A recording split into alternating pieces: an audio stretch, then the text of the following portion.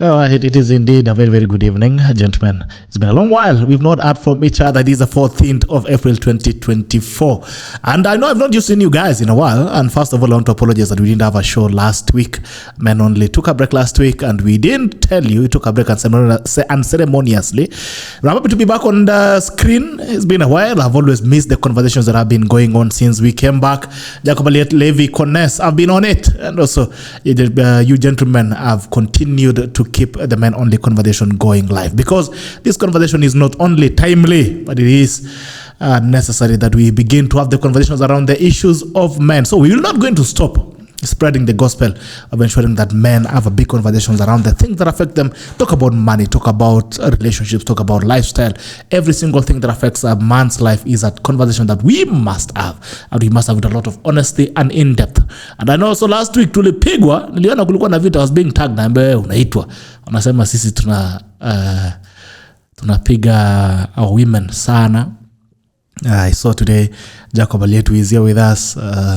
Had a confrontation with one of those people who are claiming that we are having a terrible conversations against women. So we're going to look at that also as we start off. Are we really against women, or are we for men? Is being for men being against women? Well, that's a conversation that we're going to have in a minute as we start off. But yes, the topic tonight is how a man can advance. How can you advance as a man? What are some of the things that you need to look at? What are the do's and don'ts when you are a man? What stops your growth and what accelerates your growth as you move forward? As usual, to corner Jacob Aliet, the author of Unplugged. And now we are, I think, at Unplugged 3. Yes, and you're sure that men continues to unplug. Good evening to you, my brother Jacob. Good evening, Gerald, and welcome back. Welcome back. We have missed you. Are you sure? Yes. But you didn't even call me kuja tukunywa supu. Karibu. Supu tutakunywa kabisa. Supu tutakunywa. Iko mahali mzuri sana hapa, tunaweza kunywa supu. Kabisa. I'm glad to be back, and of course I'm glad to have a conversation again with you. You guys have been doing a very good job. Thank you so much for holding forth and ensuring that the conversation about men does not stop. Yes. How are you? I'm very well.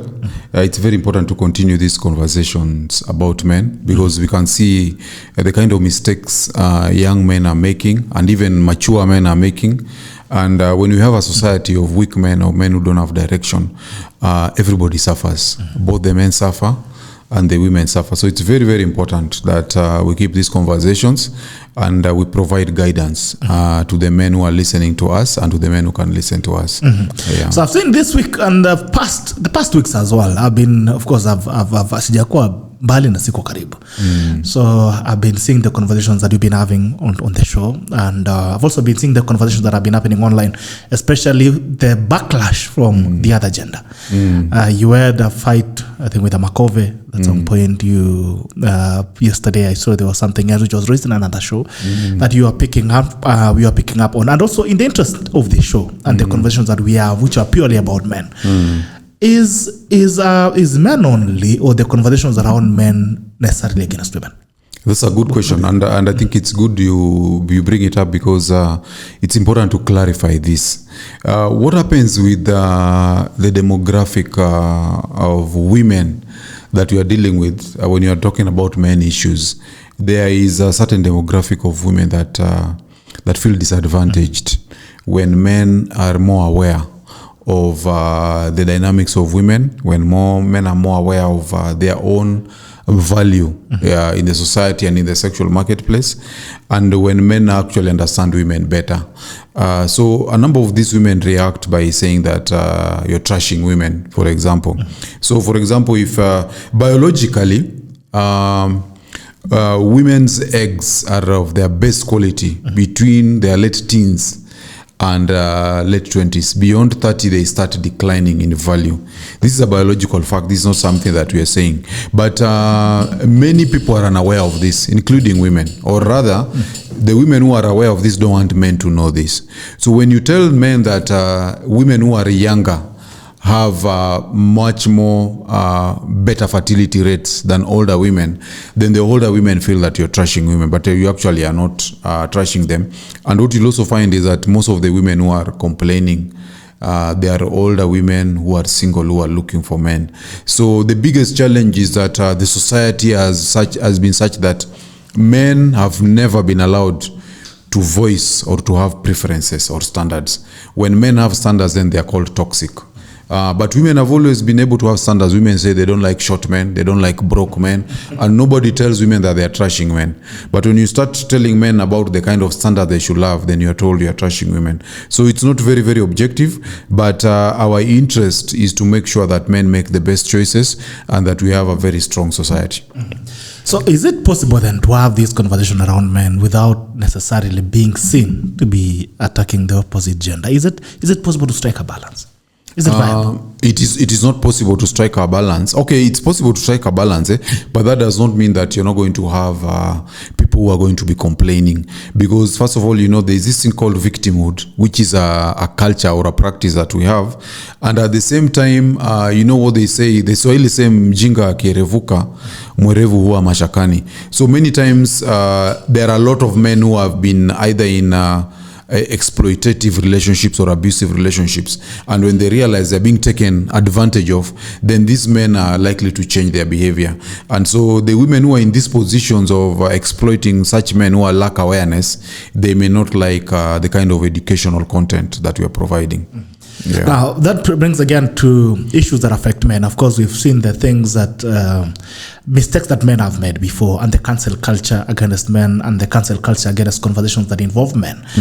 Are men victimized for being men? Do you feel men are being victimized for being men? And do you think the society is harder on men when they stumble? Yeah, of course the society is harder on men. It has been for a good reason in the past.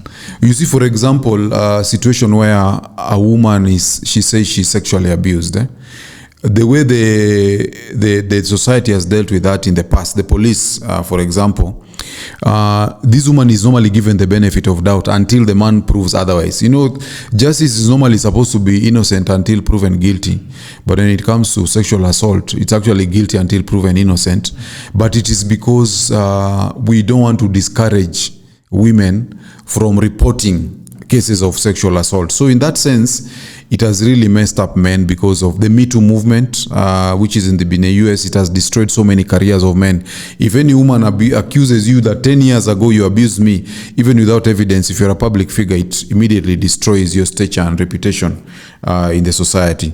So in that sense, it has actually been very hard for men when it comes to issues of sexual abuse. But also at the same time, also when it comes to issues of empowering men, women can be empowered and women have been empowered. But now when you start empowering men, there are many women who feel that they are going to lose out when men are smarter and when men are much more aware of the female dynamics. We normally say that the success of one gender's sexual strategy normally relies on the ignorance of the other genders, the ignorance of the other gender about that same sexual strategy. So we can understand, I think it comes with the territory, but the important thing is to be very fair, be very factual, and not to be going against any particular person or gender in a direct manner. Yeah. All right. But with that said, I have a beef. I have a beef this week, and I have a beef with some guys, and I have a beef with people from the Rift. And also men in general, young men in general. There seems to be, even as we speak about the issues of men, when we talk about empowering the men, does not mean also we empower in discipline and remember men who are not responsible for being a man. Being a man also means having a frame and being responsible for the things that you do. So we don't encourage men who go out of their way to do criminal things and to do things that shame the community of men. Such thing happened this week or last week in a place called Bomet in Sigor. It's an infamous video that has been named the Sigor video. And it's about 7 men who are sexually assaulting a woman.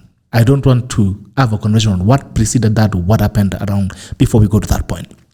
But the fact that that alone happened is a shame on the frame and the face of men. And these are some of the things that people use it against men to say, to pass some of the accusations they put on men, to cancel the culture, to cancel men on matters that are on matters of integrity. It's easy for a man if they say today Bitok maybe sexually assaulted a woman.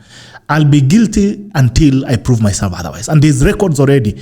And some of the actions that men put themselves into, like what happened in Sigor, predisposes us to such level of judgment. So men who did that crime in Sigor, sexually assaulted that woman, you are ashamed to the men community, and we don't stand for you. We don't stand for your acts, and we want to say that justice must be served for that lady, and obviously the lady has received some level of treatment and therapy, maybe mental help to some level of extent, because that in itself was very dishonorable and very unbearable and very inhuman. So men, as we speak, we must ensure that even as we defend our frame as men, we must ensure that we have that frame and we are responsible enough and be accountable for our actions. Otherwise, there is no way we are going to stand with men who behave the way you're behaving. So shame on you.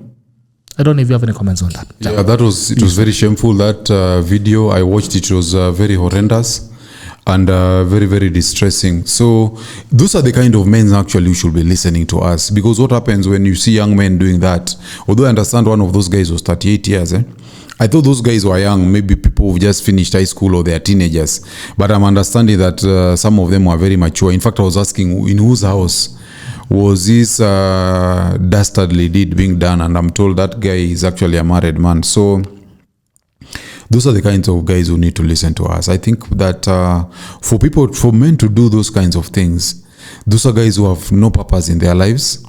And also I think there is a situation in which these guys have grown up in a way that they don't have any kind of conscience, because when you're doing something, there should be something in you that tells you this is wrong, and that is what we call the conscience.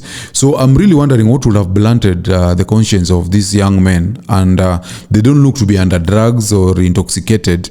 So I'm thinking either they are in a rebellious streak of self-destruction, and they are actually either angry at the society, but ultimately, because there are several young men there, and all of them are engaging in that and not seeing anything wrong with it, then it's a sign of some sort of psychopathy that is involved, where they actually engage in a criminal conduct that is inhuman, and somebody is actually suffering and crying, and this is not stopping them, because you wonder, they don't have sisters, they don't have mothers, they don't have people who they love, who they can see a reflection of those people in this girl that they are violating. So I think as a society, it also shows us that there's a problem that needs to be addressed, and the community that these young men are coming from, even them, they need to actually examine themselves, that these are the kind of young men that they are raising.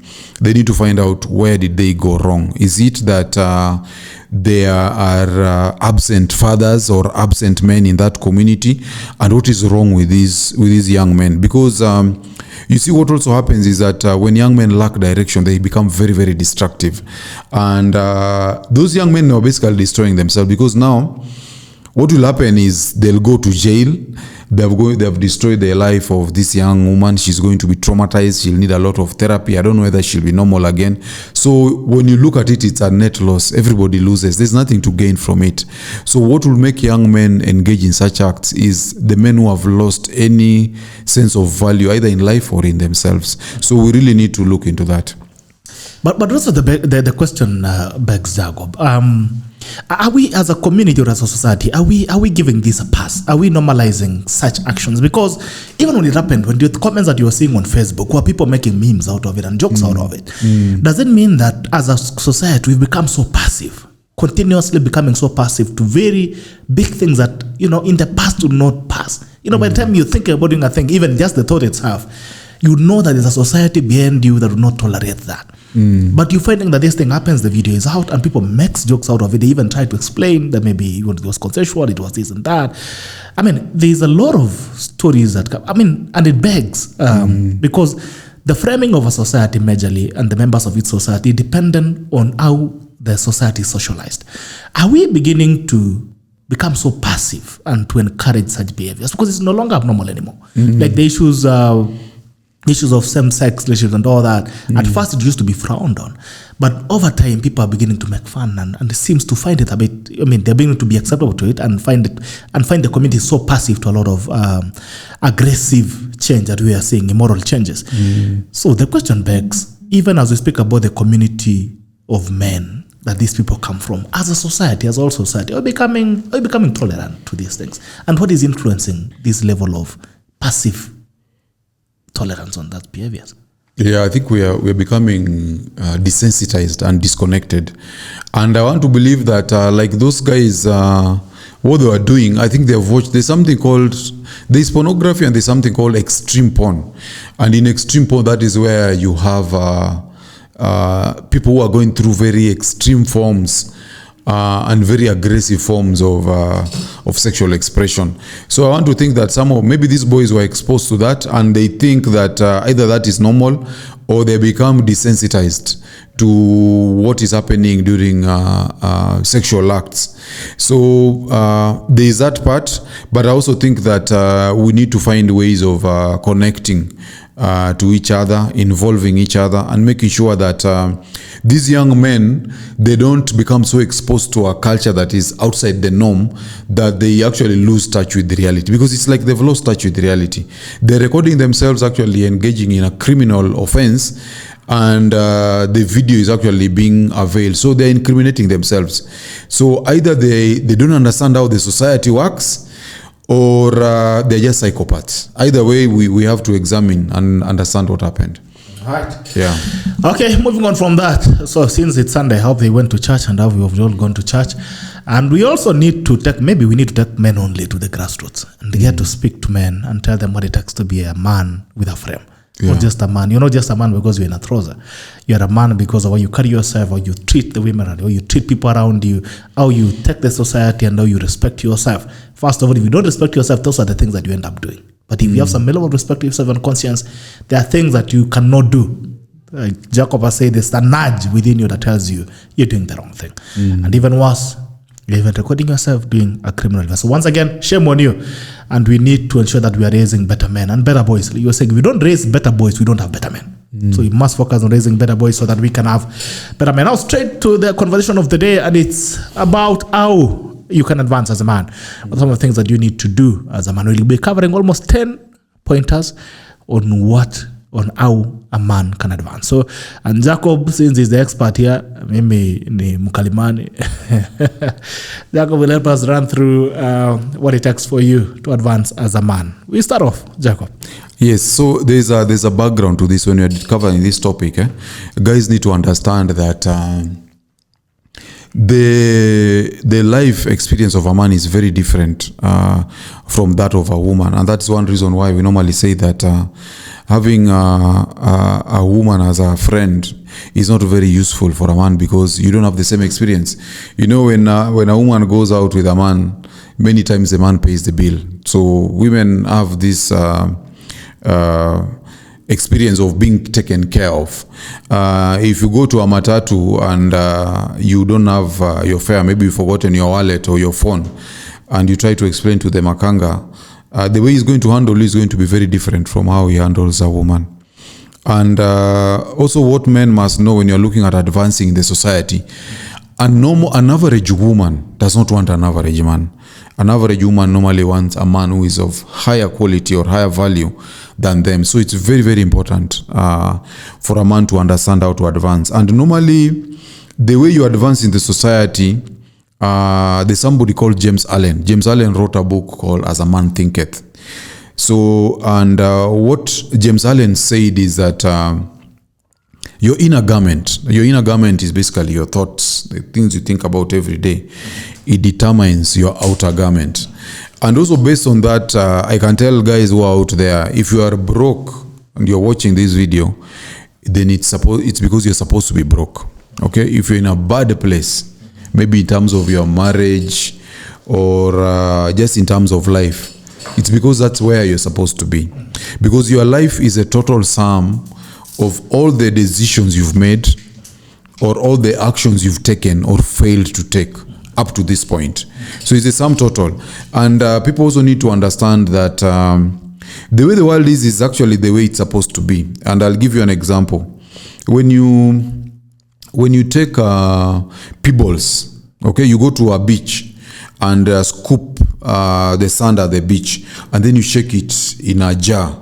If you shake it for a long time, if you look at it, you'll find that the bigger pebbles or stones are at the top and the small ones are at the bottom. If you turn it upside down and shake it again, the big ones will come to the top. And right now, 90% of the wealth in the world is actually owned by 1% of people in the world. The top 1%, they own 90% of the wealth in the world. What normally happens, this has been posted by economists and financial experts.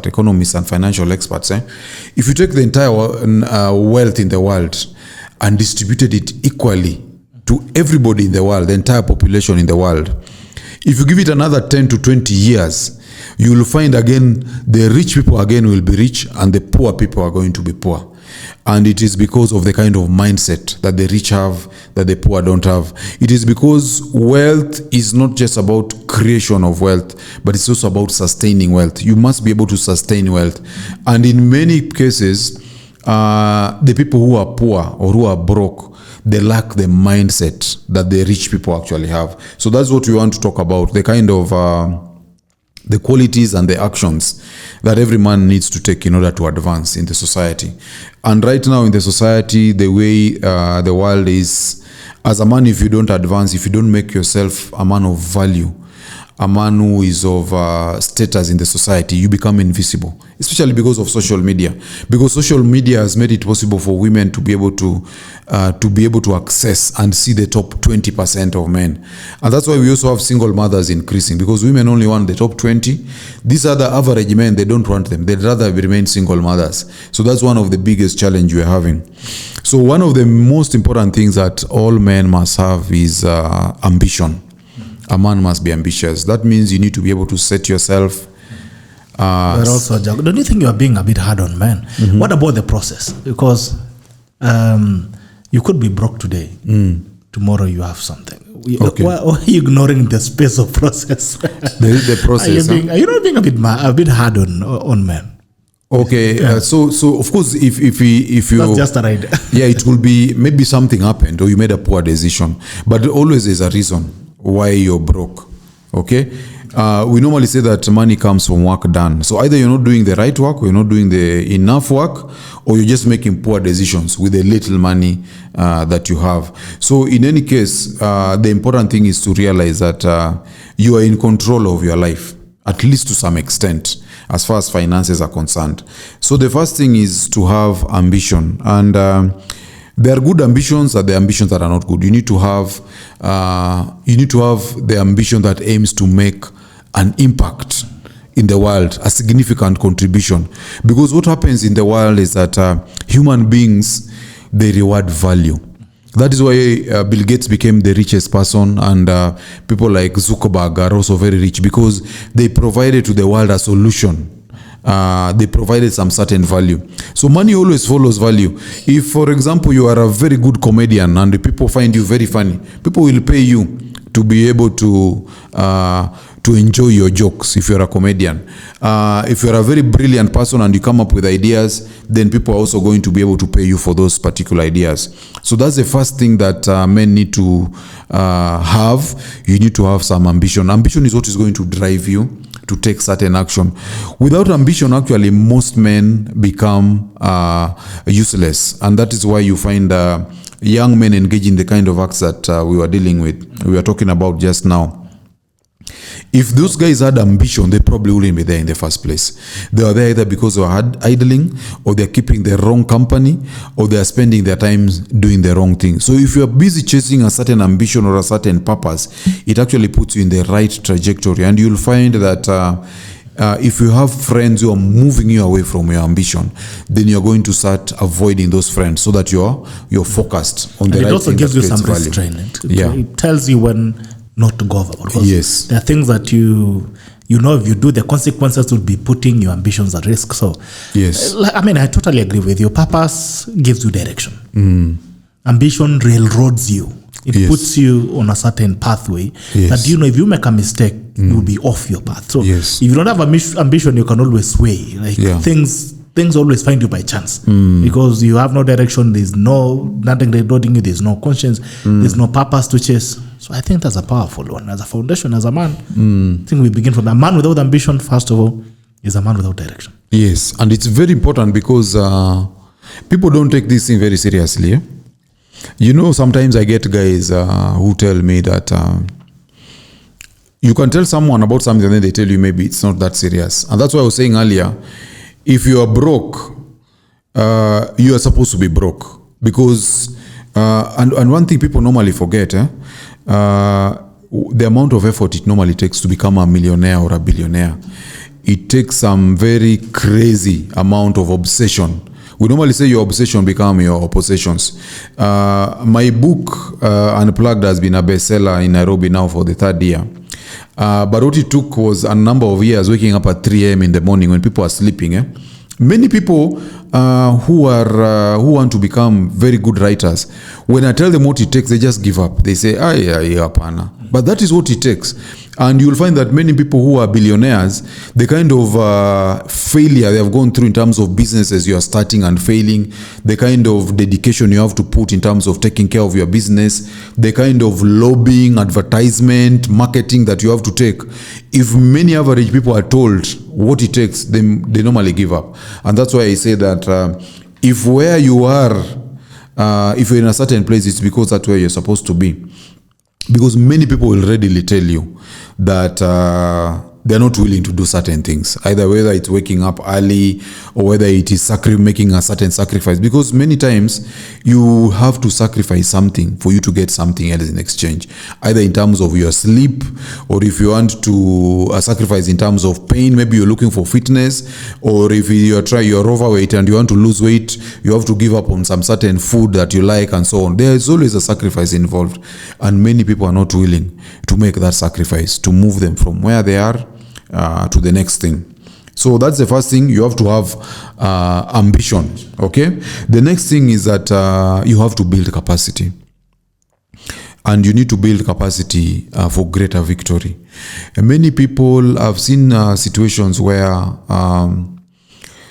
you have a friend. I've had friends, and I hope they'll watch this video. Maybe they'll know who I'm talking about. They should. I have friends who have businesses. So a guy tells you that I have this business, he gives you this card. You tell him, by the way, so you started this business? Yeah. But then I'm doing it. I've opened a place in this and this place. So if you know anyone or you have an opportunity, you give me.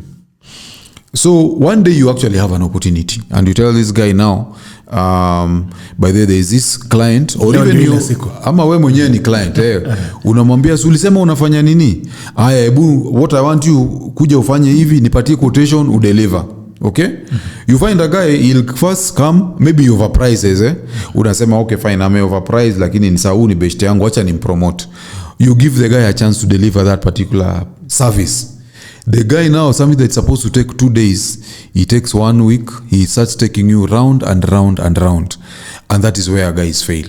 So you'll find that people have a lot of desire, but they don't have competence. So people need to build a lot of competence. We normally say that you should always be prepared, so that when the opportunity comes, you don't need time to be ready.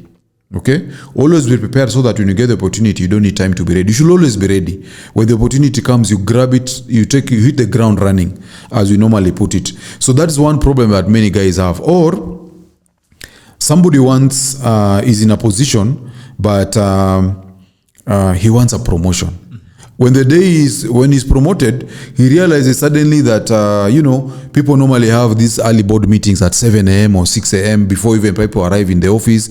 And this guy, he loves his sleep so much, or he realizes that, when you're promoted now, when you're among the top managers, you have to be meeting from 6 p.m., later on. And this guy finds this is too much sacrifice. So you find that he does not have the capacity to operate at that particular level. So it's very, very important to build this capacity. And even for me, I always thought I wanted to be a writer. But what I did, I was engaging in a lot of writing. So that now when I actually started publishing books, I'm able to actually deliver a lot of books. Like in last year, I wrote 3 books. The previous year, I wrote 4 books in a year, and so on. So when you build a lot of your capacity, then it becomes much easier to realize your dreams or your potential. So people don't spend enough time building capacity. So you don't have to wait until you get the opportunity for you to now start building the capacity, because you'll fall behind. Yeah. Because there's always competition. You're not the only one who wants that job or who wants that opportunity. So now, like this guy is, when you do a poor job, when you've been given an opportunity and you do a poor job, what you'll find is that you don't get repeat business. your client does not refer you to other clients, so your business doesn't grow. So you'll find many guys who are complaining that, oh, business is tough and so on and so forth. Many times it is because they are the cause of that particular failure. They failed the clients that gave them an opportunity. Yeah. And I think also when even you talk, describing how you talk about capacity, also habits. Habits that people build over time, like what you're talking about, the discipline of maybe waking up, the discipline of staying up late, even the discipline of managing your social habits. Like there are people who are always maybe nursing an hangover every single morning. You know, they're always running from one hangover to another, or one sleep deprivation to the next one, but not necessarily doing productive things, but an habit that you build so much just to a point that you cannot be productive enough. And I think most men struggle with this because people think capacity is maybe having your degree or having this and that, your qualifications.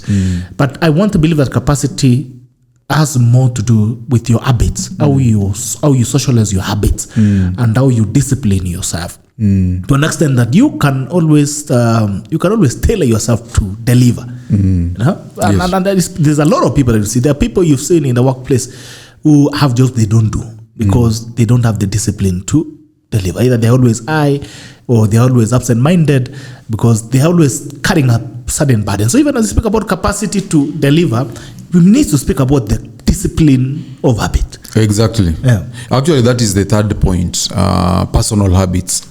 I normally encourage guys to have what we call a morning habit. When you wake up in the morning, you're supposed to have a morning routine. Okay? Like when I wake up in the morning, taking a glass of water. Now we have a fellow called Dr. Lewis Mushile, who gives guys a lot of information about nutrition. So one of the things, for example, you do when you wake up in the morning, you have a lot of vitamin B2 in your mouth that people don't normally know. You should actually take some water, gargle it and swallow it, take in some of these vitamins. So avoid social media the first time you wake up. Focus on the work that you woke up to do. Okay, you can do some daily meditation, take some cold shower, and so on and so forth. So personal habits are very, very important, and I've seen it affecting men in the workplace in terms of the performance. One time I posted about it because one disadvantage that I've seen many guys have in the workplace is they don't take their work seriously. You can never, I can actually say never because I've never seen it. I've never even heard of it. You can never find a situation where you have a meeting with a lady in the workplace and she's smelling of alcohol. But with men, it's almost very common. You'll find you're meeting a guy, he's smelling of alcohol, he's very distracted. He wants to tell you about ile game ya Man U na Arsenal jana uliwatch. You know, you are there for a serious meeting and he wants to bring up that icebreaker of discussing football or politics, okay? When you're there to discuss something very, very specific. So the personal habits are very, very important. And the thing about personal habits is they are what make it possible for you to engage in sustainable activities.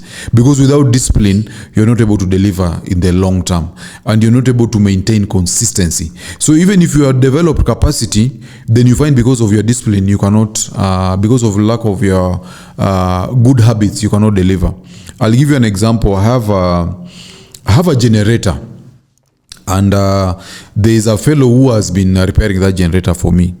The guy always comes drunk, but he has been very good. Okay? He's extremely skilled in that particular area. But over time, you can see how alcohol now is taking over. Now he's not even able to deliver. We are forced to have to look for somebody else. So it's not even the lack of skills. The guy has allowed his behavior of always staying drunk to now affect his competency. So personal habits are very, very important also when you want to advance. Be disciplined, have a daily routine, and also know things that you need to avoid and the things that you need to entertain in your life. That's very, very important. Yeah. Okay. All right. So the second one, discipline.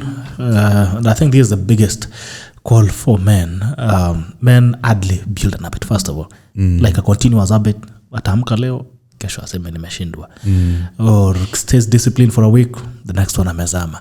Does one thing consistently with a level of integrity, the next time is back on the old way. And like women who can actually be consistent, they can be like a woodpecker on their same thing until it does something. So yes, a lot of men, even when you read books and you read even the Bible, a lot of men that were destroyed for lack of discipline and were destroyed for lack of self-depreciation, where you deprive yourself of things that you don't need and habits that you don't need so that you can stay focused and stay on purpose. So yes, that is discipline. Next one. Yeah, so that's actually the third one. The fourth one is competence. So there's one thing that I normally tell guys that is almost like a life hack. In this world, you don't all have to be engineers or doctors or pilots and so on. What you need to be successful in this life is just to master a certain skill and master it very, very well. So, for example, when you're sitting here, you may think that someone who is a painter is it's a blue-collar job, maybe it doesn't bring in a lot of money. But if someone is a very, very good painter, if you master that work of painting, you can find you actually build an empire just from painting. So that's the other thing that men need to realize. You must master a certain skill. You have to have competence in a particular area. When I talk to guys, I normally tell guys that at any point in time in life, if someone asks you, what are you good at? You should be able to say something that you've mastered to world-class level. World-class, and you are confident. You can say that I'm good at this. Even if you bring the Chinese or Americans or South Africans, this one we can compete. Every man has the duty to ensure that they have mastered a particular skill to world-class level. Whatever it is, whether it is drawing, if you want to be a comedian, that is fine. If you want to be a broadcaster, if you want to be a graphic designer, if you want to be an author, you want to be an athlete, master it to world-class level and you're going to be successful. So that is very, very important. Yeah. I think that's a lot of times when you ask someone, what do you do? They will say, anafanyanga mambo mingi. Anafanyanga ina. And then the biggest question there is, what are you known for? Because what you're known for is what earns your value. Yes. Because if I want to buy a book today on men conversations, I would not need to look further. I will be like, hey, Jacob, or I walk to Nuria, or I walk to next bookshop, and I know what to pick. And most of the time, people don't. And I think that conversation again takes us past to purpose or your ambition. What exactly is your purpose? Yeah. Which vehicle, what kind of vessel are you? How do we describe you? What do we say you are?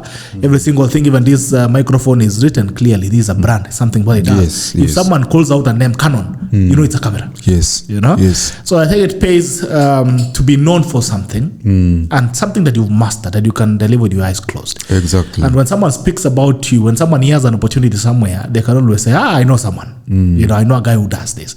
But the problem also with the Kenyan culture is that we're always doing a lot of things. You're doing this, you're doing this, you're doing this. You're like a rat. You're biting on a lot of things. And at the end of the day, you're not biting anything really. Yeah. So it's good to be known for something because you're talking about value. You cannot be valuable without an identity. You need to have an identity that makes you a vessel of service. Yeah. So I want to add on to that. And I think there's a billionaire who spoke about it because I'm one of the people who talk about having multiple streams of income, especially when you're looking at it in the context of employment. It's good to have your side hustle so that you don't keep all your eggs in one basket. But at the same time, we must also remember that all the billionaires in the world, whether it is Bill Gates or Jeff Bezos or even Elon Musk has really diversified. Most of the times, they are good and known for one thing, okay? If it was Bill Gates, it was Microsoft. Jeff Bezos, it was Amazon, Zuckerberg, Facebook, and so on and so forth. Then from there, you can diversify. Even Dangote, mainly it was oil, and then he diversified. So guys need to really realize that. And also just what you've mentioned, people normally say that your network is your net worth.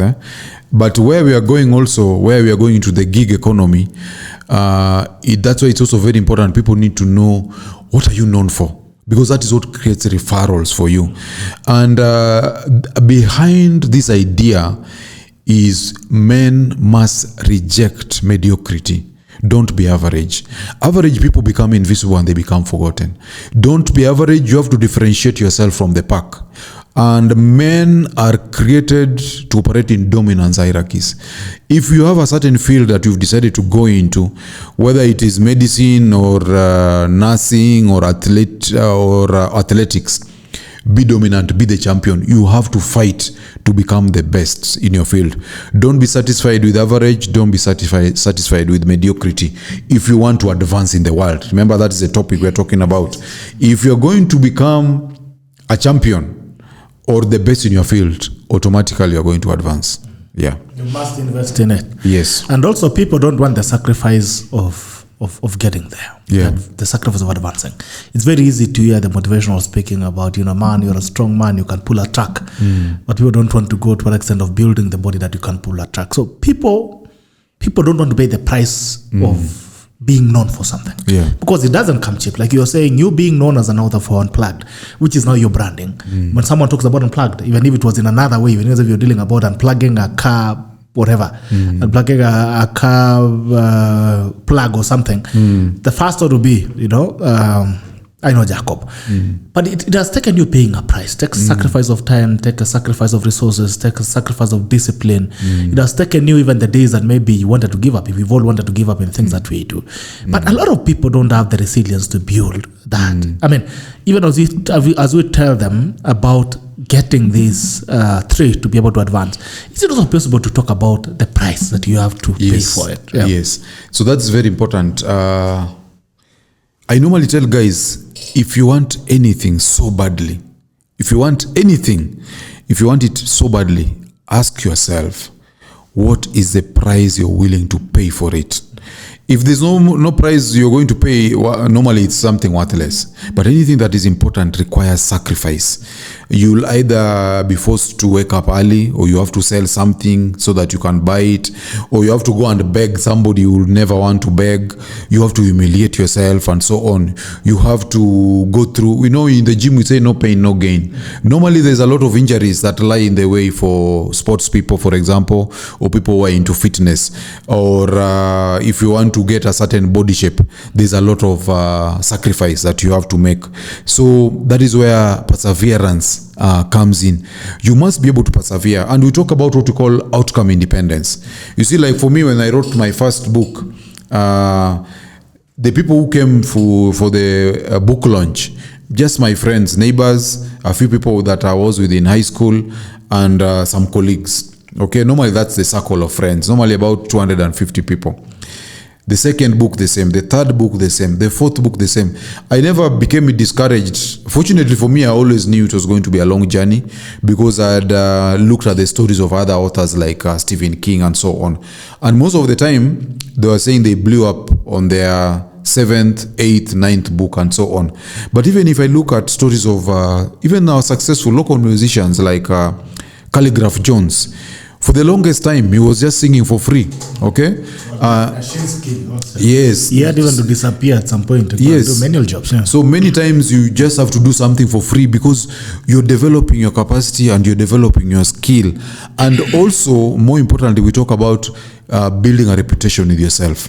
That is what confidence is. When you know you can deliver on something, that's what we call you've built a reputation with yourself. And that also now is what comes out as confidence. So perseverance is very important. You have to be outcome independent. Don't be someone who, when you fail once, you give up. You must be able to fail again and again and again. Stay on the course until you succeed. Yeah. All right, so the right there is there's no purpose without a price. There's no ambition without a cost. If you are sitting there right now watching us tonight and you have an ambition, you must start asking yourself tonight as you sleep, what is the cost? What is the price of that ambition? And are you ready to pay it? If you're not ready to pay the price, I think you drop it early enough, because you're also going to waste your time. Yeah. So you need to be ready to pay that price. Sometimes it involves sleepless nights. Sometimes it involves you it takes a lot of sacrifice that you need to achieve. And I think this speaks more also to young people. You realize that a lot of young people now, especially men, don't want to sacrifice. They don't want anything that inconveniences them. Anything that inconveniences them is a no. Is it going to affect my way of doing things? Is it going to inconvenience me in a way? If it has a way to inconvenience you, they want to run away from it. So there's no free cheese. There's no free cake. Yes. All right. Fifth one, right? Yes. The next thing is that you have to be versatile. You have to be versatile. And you have to be versatile because circumstances will change. In the book, There's this book by Norman Vincent Peale. I think it's called, I don't know whether it's Think and Grow Rich, similar to the one for Ben Carson. It says that tough times don't last, but tough people do last, yeah. So you have to be versatile in this sense. And I think I can use myself as an example. The first 6 books I wrote were books of fiction. And they are not doing very well. They are okay. They are not failures, but they are not stars. Okay.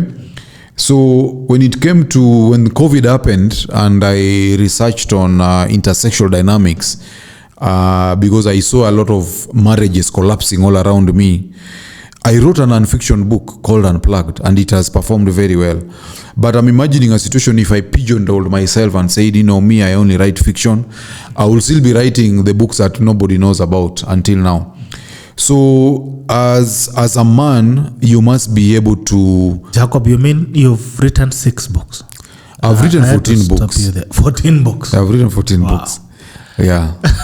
So if you had stopped there, we would not be knowing you. Yeah, because we know you've unplugged. Yes. So if you had stopped there, we would not be knowing you. Yeah, you wouldn't be knowing me. Wow. And also, I need to mention this because people don't know this. Do you know the person who is called the King of Pop?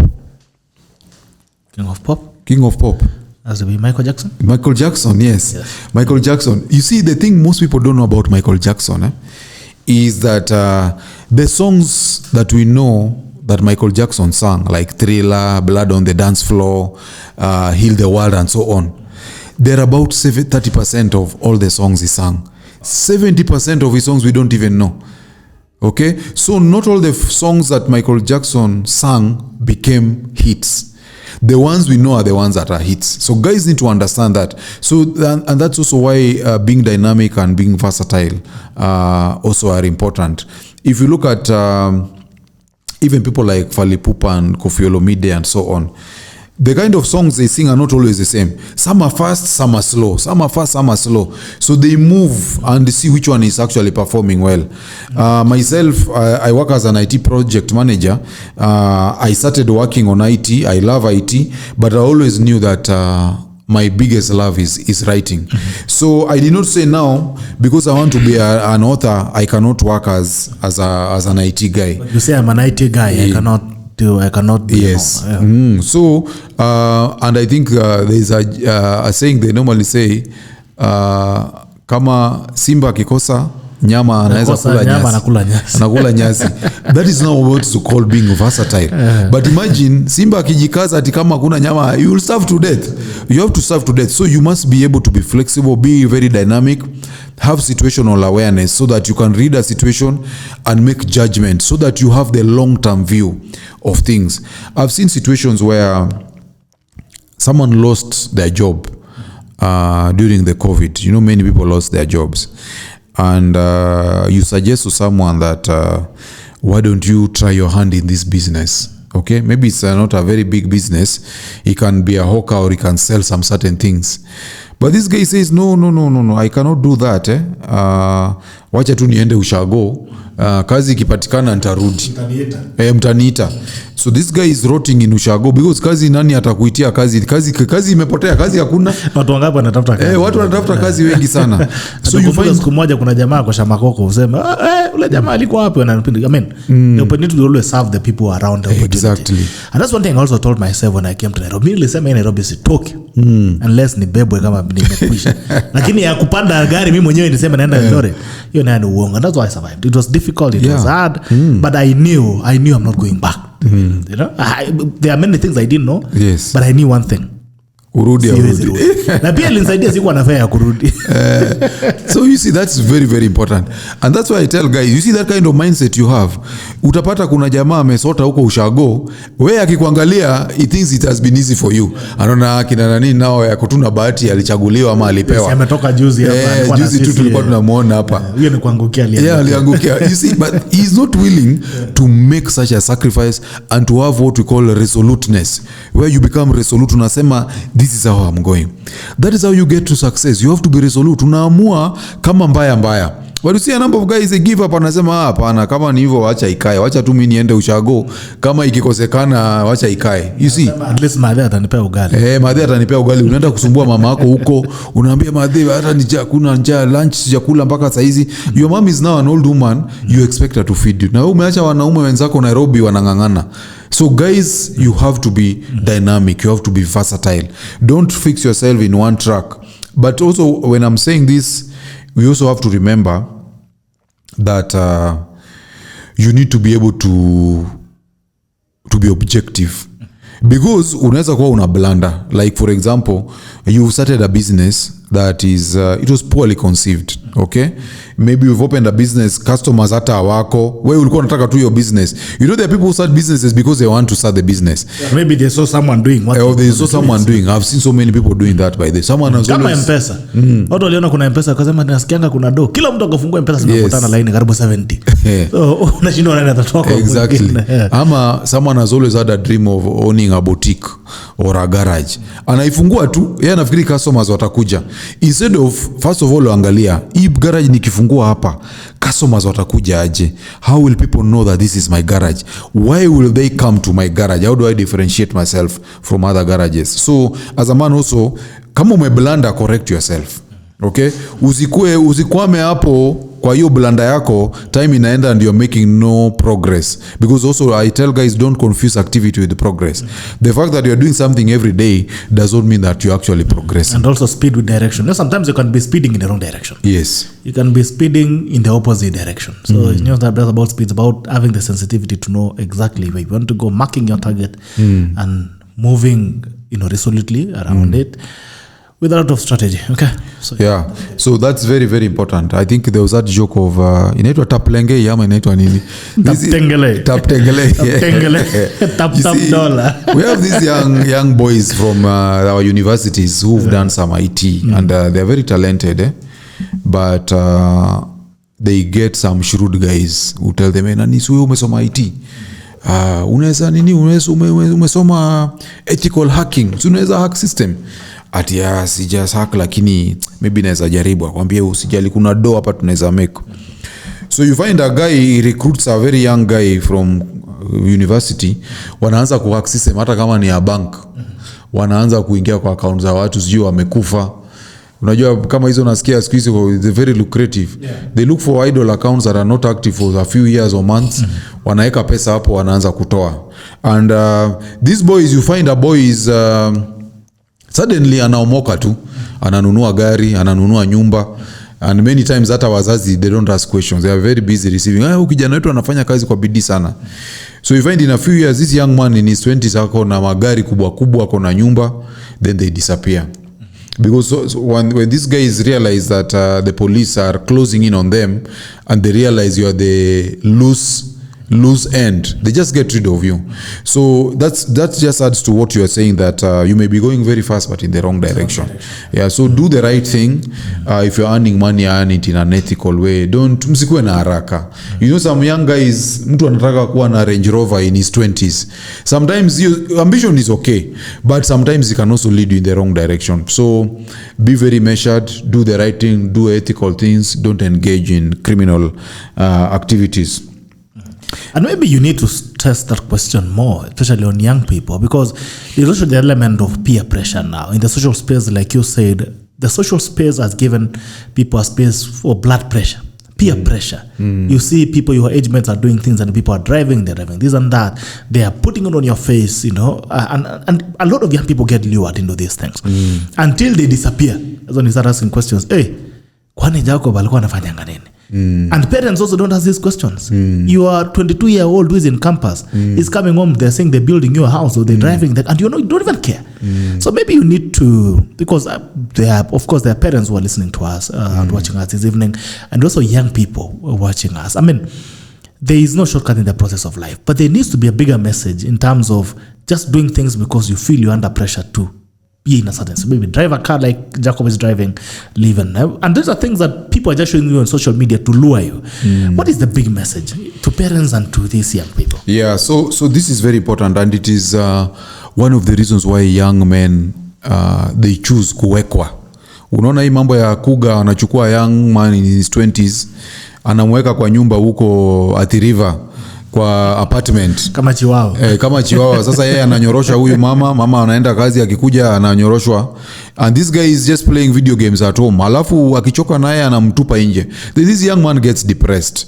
You know, once you've spent a lot of your time umezoea vitu za bure, these are the guys now who lack the grit, they lack the masculine essence because they don't know how to deal with adversity.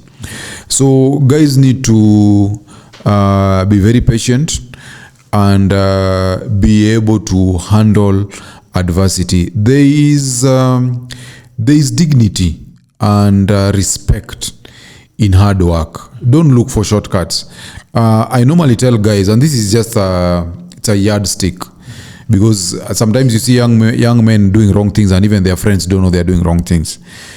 Normal businesses don't have profit margins that are more than 20%, but you'll find someone anakuambia ukiweka hii business, ukiweka 500,000 unapata 1 million.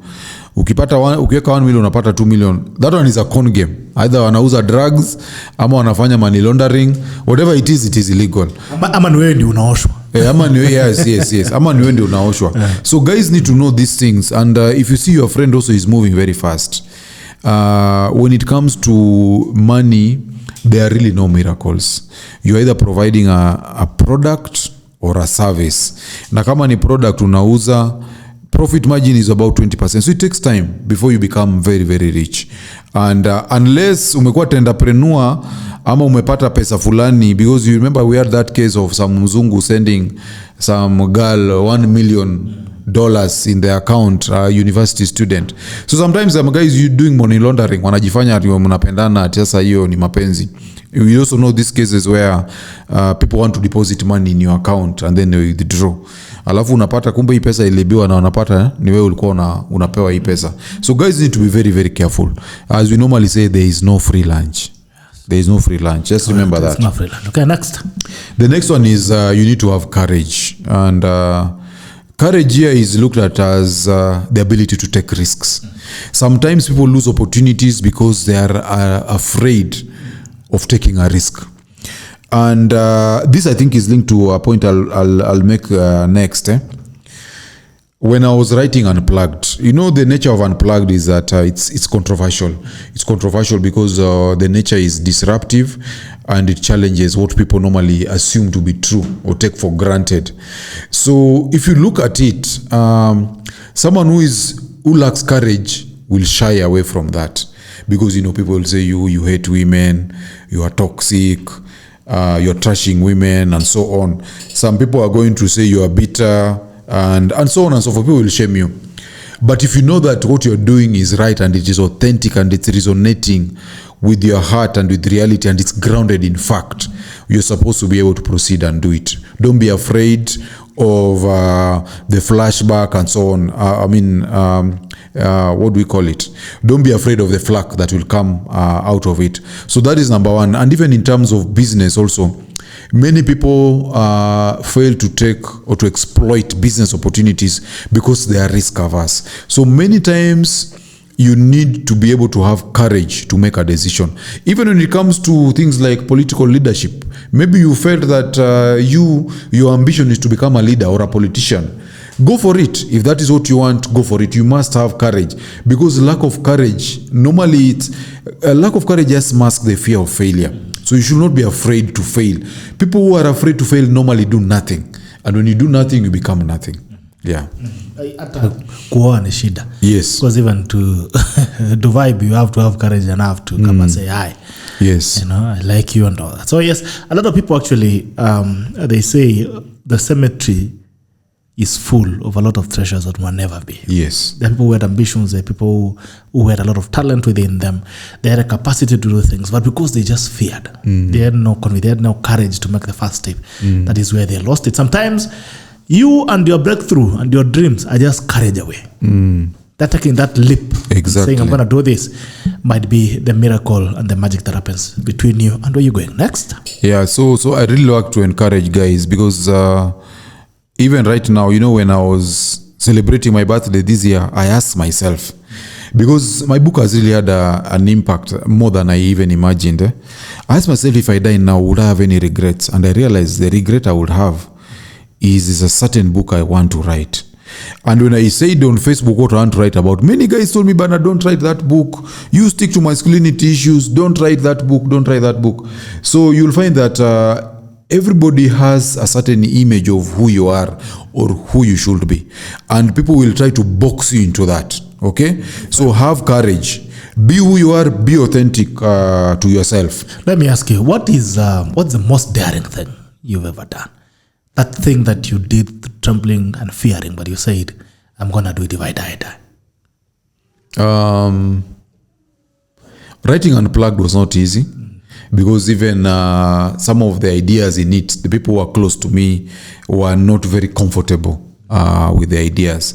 But one thing I've learned, and I think guys need to understand this, there are many things that when you do may become unpopular and you will lose friends. But if you are authentic, the friends you'll gain will outnumber the ones that you've lost. And that is what has happened with me for Unplugged. There used to be ladies and even guys who are my friends before I wrote Unplugged. And I either blocked them or they blocked me. But the friends I've gained instead they are beyond that. And now that's what you call your pride. So there's normally a prize for being yourself. And that's why people conform. In the society, people conform. You're told to go to church, you go to church. Go to school. Dress like this, you dress like this. Yeah. You don't ask questions, and you also don't want to be left out. You don't want to be the bad guy. You don't want to rock the boat. And in the process, just like you've said, the graveyard is full of ideas. People die with ideas and dreams that they never pursued because they were afraid. Right. And then one of the things that we need to, actually that's what the book that really turned my life around. There's a time I was in a level of abyss. I was told things were crazy. But I read the book, The Potential by Miles Monroe. Okay. It was a small book. I think it was some of the first books that Miles Monroe used to do. And it actually struck me that I was not going to achieve anything by just being there and sitting. And I was not going to lose anything by being courageous enough to make a step to do something. And I think that thought alone got me from that space to doing something that could have been mundane, but opened up my mind to big opportunities. So sometimes we get so lost and we get so framed in the space of comfort and the space of loss because you're always waiting for a rescue, like a savior. We're always sitting somewhere waiting for a savior. Like there's someone who's going to come and pick you and say, man, your suffering has ended today. And I think that's what keeps a lot of people in the same space. You fear to make a step and to move, and you fear to ruffle spaces, you fear to ruffle people. You fear to make people uncomfortable. But the thing is, when you do things, courageous things, you're going to disappoint people. You're going to ruffle feathers. You're going to disrupt spaces. Even like the waves in an auction. When the ship moves through the auction, it pushes the waves, and the waves move all the way to the shores. If you make confident decisions and you are courageous enough to make decisions, you must move. So the things we are not asking you to be insensitive, but one thing that you must know is that courage will not be received well by everybody. It will destabilize even your own space, even yourself, not even other people. Sometimes it destabilizes your comfort. Sometimes it means you moving away from a place. A place of comfort, moving away from a place of comfort, moving away from thoughts of comfort, moving away from even a frame of comfort. Like what you're saying, you're an IT person. And most people when you meet them, you're like, you ask them, so what do you do? They're like, mimi ni mtu wa commerce, mtu wa hivi, and there's nothing they are doing with that thing. Sometimes it means you moving away from that. Sometimes it means you forgetting about your degree and being a sweeper. Forgetting about your degree and maybe doing something else. Forgetting about this and that framing and pursuing something that speaks to the place that you are in. So courage will not always be comfortable. Yeah, but now the point you've made is very important. I need to build on it. Yes. Because many people are normally shocked when they realize I actually have a day job. I have a day job. I work every day 8 to 5. They think I write full time. And even the people I work with, not even they think you fight women all day. Yes. So the people even I work with, they say, unapata time wapi? I have a family. I also am a fitness enthusiast. I write. I love movies, and so on and so forth. So that thing you said is very, very important. People don't realize that. And we normally say that success is just outside your comfort zone. Most people are just within their comfort zone. Jamaa anaamka asubuhi, anaamka like someone wakes up at 6:30 or 6:30. Anaamka, anakunywa breakfast, anaenda office in the office by 8. Anasoma gazeti, anatoka office 5, ana spend some other 1 or 2 hours in the traffic, you watch the news, they sleep. Then they say they don't have time. Me, I wake up at 3. Okay, I'm in bed by 9. I wake up at 3. I make sure I'm able to write and so on. So the thing you've said is very, very important. And there is a Frenchman, a philosopher called Jean-Paul Sartre. He called it mauvais foi, bad faith. He says that if you look at a waiter, for example, in a hotel, this waiter is wearing a uniform and he's serving the guests. But the uniform is just something he's wearing. Many people don't realize that. He can be a doctor, he can be a painter, he can be anything. He can be anything. He can be anything, but people don't realize that. So guys, you need to remember that there is no reason why, like even me, I'm an IT guy, but now I'm treated as an expert in intersexual dynamics. I'm involved in panels of people who studied gender studies, and we go toe to toe. And people would even call you more for that. Yes, they'll call me more for that. They recognize the competence that I've demonstrated. I've basically established trust with them also, and they know this guy knows what he's talking about. So guys, don't limit yourself. The fact that you are a clerk doesn't mean that's the only thing you can do. Get out of your comfort zone. If you feel that you can do engineering, start doing it now. You don't have to wait. You don't have to wait at all. So that's very important. And I think one thing also that we need to realize is, like you have said, courage will always take you to the next step. Whatever it is, it will never leave you in the same place. If it doesn't take you the next step in terms of earning of anything, it gives you a lesson. Yes. You know, they say sometimes you win, sometimes you learn. Whichever case, there's no loss. We say you can never lose. Because when you don't get what you want, you learn. And we also say you can never lose courage. Because courage is something you can always choose. Courage is, you don't have to pay anything. You just said, today, I'm going to become brave and I'm going to get out of my comfort zone. Okay. So that's very important. And now this is linked to the next thing, what I call charisma. Charisma is basically like your energy. The energy that you bring, your personality, it's your authenticity. I didn't know you 3 years ago. So I don't know where you knew about me, other than social media and so on.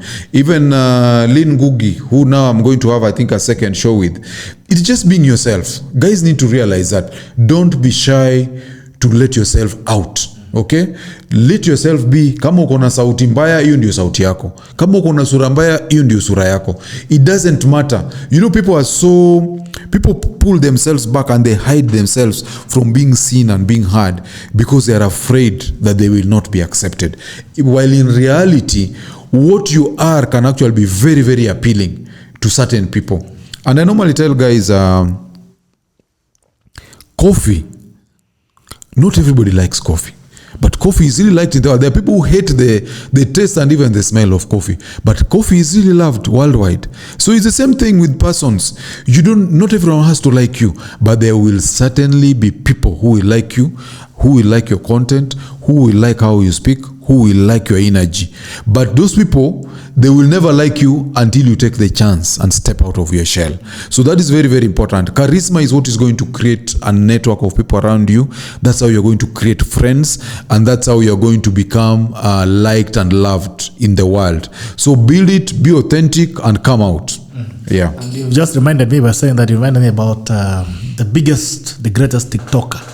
You know that guy who usually does this. What's the name of that? Oh, there's the guy who never says anything. Antoine Gabi. Gabi. Is he Ghanaian or he's from which country? He's French, eh? Okay. No, he's African, but he's from some West Africa country. He's a West African country. But is he the most appealing person you'd want to? No, he's not. He just came up with this style. You see the girlfriend. Yeah, it's a white girl, eh? Yes. Yeah, so he came up with his own unique style. So I think this is really, really important, guys. You need it's value everywhere. Yeah. When you come up with your own style, there are people who are going to like it. You don't need to be afraid to be judged, to be rejected, and so on. Just come out. And as you've said, when you don't get what you want, you become wiser. You learn from it. That's why we say you don't lose, you learn. Okay, and that is what is going to create chemistry between you and other people. Now, another skill that is very, very important is business skills. Many guys don't have business skills, and these business skills, they're very fundamental. You don't need to have a business for you to require business skills. When you go for an interview and you dress in your best suit and your tie, and you're going there and smiling, shaking hands to the panel members and telling them about yourself, you're advertising yourself, you're selling yourself, you're marketing yourself. That is marketing. So guys need to have business skills. If you open a business, for example, you need to learn to talk to people. You'll find someone he's opened a business, and you get a number, you told, so this guy does this. So you call him, you say, hi, how are you? He says, unatakaje? He's very rude. He doesn't ask you, how are you? How can I help you? He does not inquire like the quality of service you want, when do you want it, and so on. So he's very rude on the phone, and immediately it puts off a customer and you lose opportunities. So you need to learn how to take care of, how to talk to people. You need to learn how to take care of your customers, customer care. After the business, do you follow up? Do you find out whether your customer is happy? Do you look for the best suppliers? Do you know the best quality of the product that you're offering or service? Do you know how to count money? Do you know how to keep track of your income and expenditure? So guys need to learn these very basic business skills. You may actually think that everybody does, but not everybody does. You can find someone is actually buying a certain product and selling it at a loss, and he's not aware. He thinks he's making money. You need to understand the amount of input you're putting into your business, so that when you get the output, you can determine whether you're actually making business, or whether you're making profit or losses. So it's very, very important. And one of the most important skills that all men have to learn is marketing or advertisement. You see, if you have, for example, there are people who tell me, Unplugged is not such a good book. It's just that Jacob is very good at marketing. I'm not sure I'm good at marketing, because I think if I was, even my other 6 books, I will be selling them. In fact, I really want to sell them. I have them even at home in boxes and boxes. So you need to learn how to advertise yourself, your service, and your product. You need to be able to connect with people, because also connecting with people is what is going to open you to opportunities. You can't have your eyes everywhere, your eyes and ears. But when you are networked, someone will hear something that will actually be an opportunity for you, and they'll tell you, hey, but there I was here, and there was this thing happening. Or they'll be in a discussion and they'll say, by the way, I know someone who can do this. This is the guy, we can contact him, and so on and so forth. So guys, you need to learn business skills. If you want to advance in life, learn how to talk to people, learn to advertise yourself, learn to advertise your business, and learn to retain customers. And I think the problem is that people think that these skills, when you talk about learn marketing, learn business skills, people look at it like it's a giant of ideas, a giant of skills. No, just how you relate to people every single day. How do you speak to people? How do you, which spaces do you avail yourself in? Is it spaces that useful things are discussed, or you are insecure? I mean, where there are useful conversations, how do you engage people? How do you... Because I say, there's one thing that I found it really powerful. Before you say anything, people always look at you. Before you even say anything. 50% or 60% of the information and judgment will be judged by how you carry yourself. That person will decide, even before you say anything, whether they're going to respect you or not. And also sometimes it's the opposite. Sometimes you think you really admire someone until you read their mind, until they speak out their mind. But the biggest trick is, like you were saying, when you go into a space, how commanding are you in that space? If you're given 5 minutes, how much can you say about what you're all about? What can you sell? Yeah. When you talk about business skills, your people relations, and how you even in employment, people, even when you're employed, it's still a space for you to build up your skills and to understand what value you can actually bring in the market. It gives you a space to own your things. But then again, people imagine that these things are overnight. Like you were saying, you didn't know me 3 years ago, probably, because probably I was not anywhere. maybe it was nothing. I was just struggling on Facebook, posting and getting 1 like, or having 10 followers, liking my own posts. So I was in a space where I was talking to myself. Most likely, also with you. You are writing books for yourself, but you're saying you have them in the house. But it has taken time. You continuing to speak repeatedly about what you do, and continuing to do what you do so repeatedly until someone pays attention. You'll make that noise until someone is like, okay. Seems like this guy actually knows what he's talking about. Because I've actually realized if you're running a business, almost 90% of your customers have not decided to buy yet. Yes. If today I run a studio, I'm running a recording studio, 90% of the people I'm speaking to have not made a decision. But if I continue speaking, the day they'll need studio service, they'll remember, kuna jamaa hapa kanaimbanga vile kakona studio, jamaa anaimbanga kona this skill or has this solution, or it gets to a point where they hear an opportunity like, hey, we have a seminar on men, we need someone to come, and they're like, oh, I know a guy who has been making noise on Facebook, and somehow you get a space to speak. So people don't appreciate the process of building others and the consistency that comes. Exactly, that is really important. Let me also build on that because there's this guy called Vusi, this South African. He talks about business and strategy. Vusi said that if you can run your business for, he said 1,000 days. 1,000 days is about 3 years. If you can run your business for 1,000 days, then your business is successful. So it's also like a random yardstick. But when I look at it from the experience I have in business, and even in writing, the analogy I used to use in my mind is I used to say that I'm imagining that there are people in a room and I'm the author and I want them to listen to me and I'm outside the room. So I'm banging the door. I'm imagining I'm banging the door and I'm not going to stop banging that door until they open it for me. So that's what I used to imagine as persistence. Now, when it comes to business also, it's the same thing. What you've said that many people have not decided. In my writing journey also, I had the experience where people are following me on social media. And I used to call them watchers. The people who just watch you. You say, hey, I have a recording studio. They say, they're just watching. They don't say anything. They're just watching you. On the 3rd year, I have people who are telling me, someone tells me, I want to buy your book. So I tell him, okay, the book is 1,000 shillings. And they tell me, no. I want to buy all 7 of them. They say, no, they are not 7, they are 6. He says, oh, they are only 6. I've been watching you. I can see you are serious. And I think you're doing a good job. So you can imagine someone who has been watching you all these years before he makes a decision to buy. And I've seen that also happen in business. You will find that the people who know about your business, some people take time to make a decision. So if you close this business, by the time they're making the decision, you're not going to be there. And that's why it's really, really important to be able to persist sometimes before you reach profitability. Most businesses struggle because many times it takes a while before your business actually becomes profitable. So it's important to be very persistent. And like you've said, there's what we call situational awareness. Guys must have situational awareness.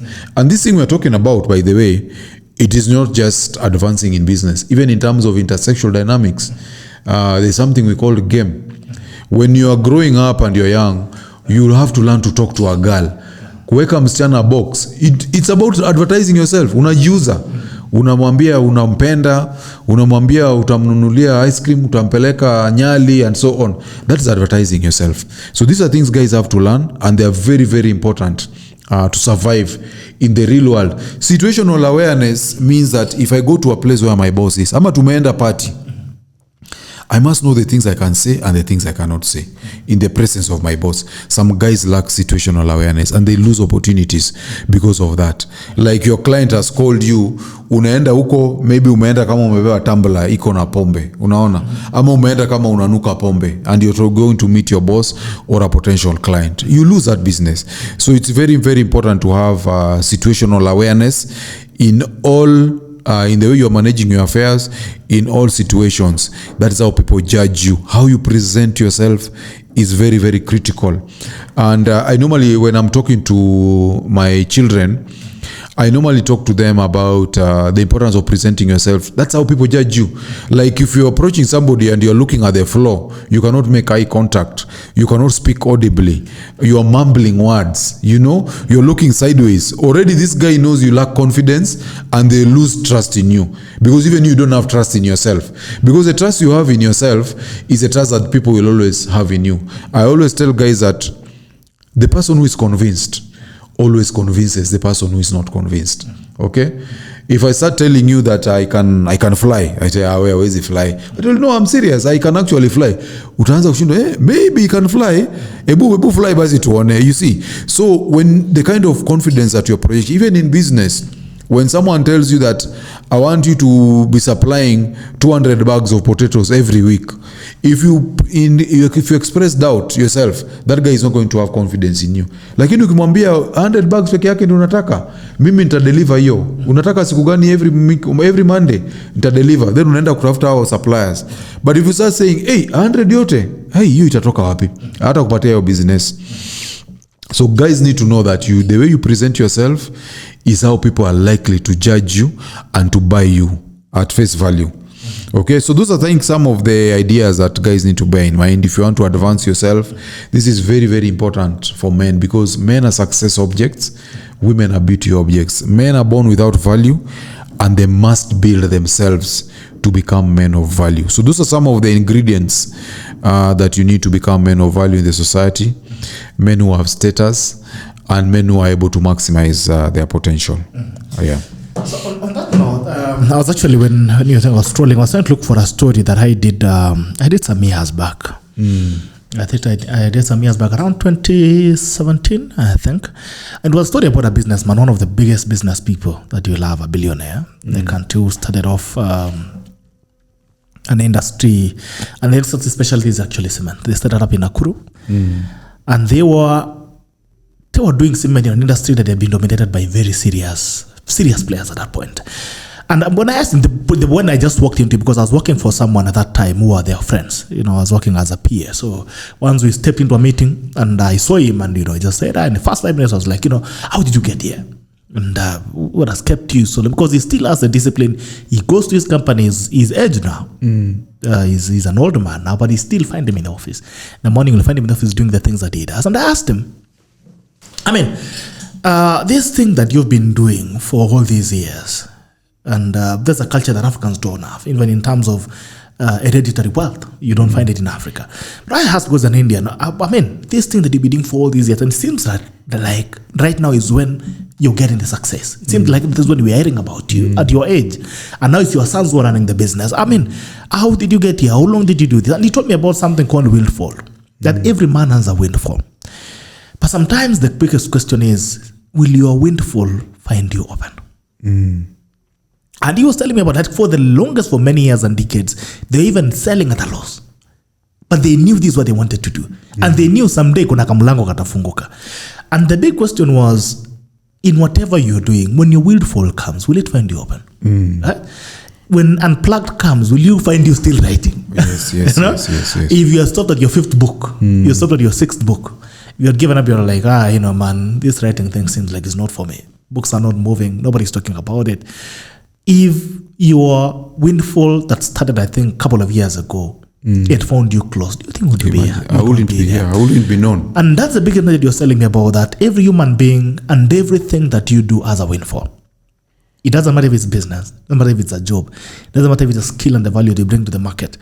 It's not a question of opportunity and income for you and value, but it's a question of, are you persistent enough to be open when your windfall comes? Yes. And he said he saw a lot of businesses that closed around that period. People who were doing business at that time, but they closed probably because they were not making money, or they felt their products were not moving. For them, moving a product that had no blueprint in the market, it was small, they were just starting off, and nobody could trust it. Because if you look at the psychology of buying in Kenya, people buy brands that they have emotional attachment with, things that they have known. Sometimes it's so difficult. If I write a book today about men and sexual issues, I might not compete with you. And it will make a lot of time to a point that someone can compare my book and borrow inspiration for conversations that come around that. So when I sat with him, he told me that he appreciates, he knows it has taken time. And for someone who had no foresight, he would have given up. But he kept asking himself, the day that people start loving this cement, will it find me still doing it? Yeah. When the day people find me maybe doing our party, when they decide that now we can buy this product, will you still be open? And I think that's a trick and a test for many people. Yeah. And that has been my take home. I would say there's nothing that I've done that has not come with a challenge. Every single thing that I've done, including even running the business, even the studio and all that, sometimes it's about even you losing money. But you ask yourself, the day someone will walk through that door and says, I have a production job worth 50 million, will I still be open? Exactly. Or I'll start saying, no, ngoja kidogo kama kamera iko nyumbani, niangalie iko chini ya kitanda ama niliuza. The big message that I got from that, and when you were saying that, my thoughts actually went with that conversation that I had with that guy, with that gentleman. It's actually Rarenda, it's called Rarenda Raval. Then the one of DevK group. Oh. Yeah. It's Rajendra or something. It's Narendra Raval, the chairman of DevK, just opened another 45 billion worth of business over of last week. Okay. And at his age, he's still doing what he does. So I was a bit curious, and I think the take home that I had at the time was, when your windfall comes, will it find you open? Yes. So, yeah, I had something similar to that, even when I was writing, because there is sometimes I encourage guys to pursue their passions. You know, when you also have a passion for something, your passion is like a superpower. Your passion makes it possible for you to stay even when you're not getting rewards. And sometimes the difference between success and failure is just your persistence. And there is someone called Ed Milet who I like following on YouTube. He normally says your obsessions become your possessions. So you need to be obsessed about something, about winning, about succeeding in a certain field. And that means that you stick even when it's not working. Even me, what this guy calls a windfall, in my mind I've always imagined, what if there is a certain number, a magic number for me? Maybe it's my 23rd book, okay? Maybe it's my 23rd book, which I don't know. But when that 23rd book, when I write it, it will become very successful. Will I still write? I always used to ask myself that. And the answer was always yes. And I like Eliud Kipchoge once said, no, it was Paul Tergat. You know, I like marathon. I think Paul Tergat once said that whenever you're training, you should ask yourself, can I do more? And the answer is normally yes. So people normally actually hold themselves back. People normally feel that is enough, or it's not that serious. So that's very, very important to be able to persist until you get the results that you want. And so it's very good to be passionate both about about success and about the thing that you want. So be obsessed about it. And I tell guys, me when I was starting, I said that my ambition was to be the best writer in Africa. Okay? And I knew that the way to do that was to become a beast. And the beast here is just becoming your volume, your output is supposed to be really high. You're supposed to be very prolific, the volume of work that you're churning out, year in, year out. Because I also know that the more you write, the better you become at writing. I was ready to do that, and I was paying the price in terms of waking up very early, writing books and publishing every year. And so far it is working out. So guys need to realize that. Be ready to become a beast in whatever field it is that you're engaged in. Don't be average, and put in everything. Put in a lot of volume of work, a volume of time, and you'll be able to see results. Yeah. All right. That's been it. What you need as a man to advance. It's a conversation that we've been having this evening with Jacob Aliet, the 14th of April 2024. It's always amazing to have you and to have these conversations. And we want to challenge you that as we speak, let's not be like we are doing guitar lessons for Mamburi, Makondo. Pick a guitar like any ski. They speak to you and ensure that you can get some level of it. Because we speak out of experience. As we have seen, the stories that we're giving you here, no, these stories are Jabba. There are things that we've been through, and we've seen how you can actually change your life by observing certain habits and actually streamlining yourself to a certain direction that you can choose as a person. You cannot advance if you have no direction, if you have no ambition, and you have no discipline. All those things might converge together and make a big thing. And the biggest thing is, will your opportunities find you when you still open? or you'll have given up. Utakuwa umeshika hii umeenda hii, umeshika ingine umeenda hapo, maybe you are doing unplugged, unasema hawa watu wanunui kitabu, unaruka unaenda kwa mwanamuziki, unaanza rap, na rap siku mbili unaona YouTube 0 views 3 months. Exactly. Unaambia watu, unatumia watu vile nyumbani waone, hata waangalie, unapata 2 views. Ni kama kura, unasema unaomba kura, unapata hata bibi yako kukupiga kura. Yes. You run for it, so you keep it going. So the persistence of a man refused to give up and have the courage to pursue the things that mean something for you. Maybe before I call it raps, I'll give you an opportunity to give a last message to these men citizens. So guys, you need to read Unplugged, available at Nuria Books Textbook Center. And the things we're talking about, these conversations are very important, as Gerald has mentioned. There's the difference between someone who knows how to read and somebody who knows how to read but does not read, and an illiterate person. There is no difference. So if you're listening to us speaking and you're not employing or implementing the ideas we are sharing with you, then it's actually pointless. Remember, we normally say that the difference between dreams and reality is purely desire. You must have the desire to make a dent in the universe. You must have the desire to maximize your potential. That is what we are about, and that is what we want for all men. Have a purpose, have a goal, have ambition. Be driven. Be very, very strong. And I always tell guys, if there's nothing difficult that you are doing on a daily and consistent basis, you cannot say that you are a man. You must be doing difficult things. The difficult things are the ones that are going to make you stand out in the society. If you're living an easy life, nobody's even going to know that you exist. All right. When Lucky Dube sang Born to Suffer, he wasn't bluffing. I think all men actually born to suffer for them to see results. So if you're not suffering, then it means there's something you're not doing right about your life. Either you're not earning your value, either you're using someone else's value, like Aliet said, but you must feel the pain. You must feel the pain of being a man, the pain of progress, and the pain of ensuring that you can move as a person. And I want to remind you that this has been Men Only, the 14th of April 2024. And I want to tell you that you'll not be remembered for the things you didn't do. You'll be remembered for the things that you did. Even the mistakes that you did, there are still things you will be remembered. You'll be remembered that you left a footprint here. Don't leave bad prints. Leave footprints. It's been Men Only. Bye-bye and see you next week. I hope we'll have a full bench next week.